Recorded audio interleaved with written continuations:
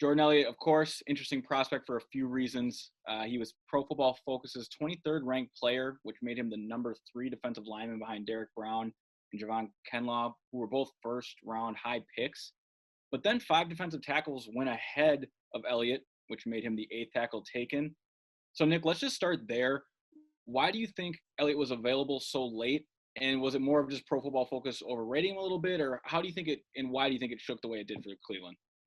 To be honest with you, I think that there just might not be enough tape or enough evidence that he can produce over a long period of time. He had a great year this past year, but at the same time, he was just a one-year starter. So he doesn't have all these years or all this great high quality tape for teams to look at. And as you know, NFL teams, they want as much of a sure thing as they can get.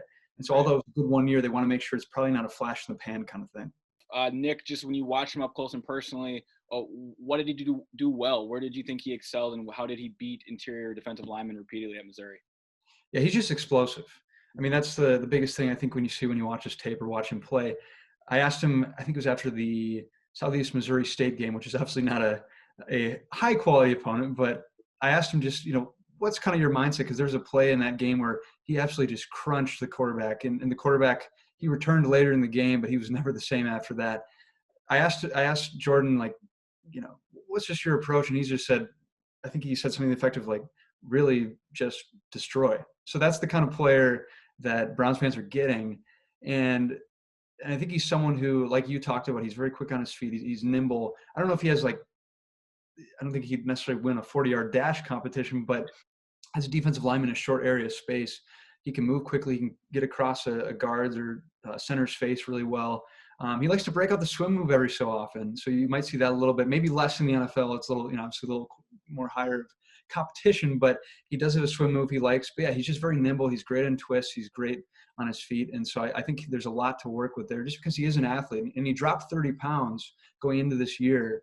And that really, I think, helped his just agility and his ability to move. And so he's definitely, I don't know if he's ever someone that would project to a 5 technique, but as far as a 3 technique or a 1 technique, he's really got some great moves and an ability to keep getting after the quarterback. Yeah, that's one thing that stood out was his versatility across the defensive line. Not that they will in Cleveland, but you could line him up over the nose. He's probably more comfortable and happy in a 3. And reading your work, it sounds like was in a 5 sometimes too. So it's going to be fun to follow his growth, and versatility is the name of the game, especially now as the college game creeps into the NFL.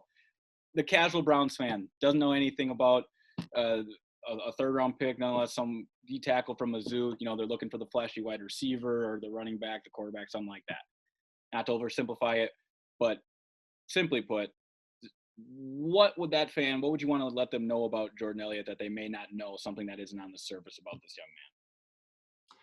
Yeah, I think that he's just starting to really tap into where he could end up going. And I know it's said about a lot of different prospects. It's said about guys all the time.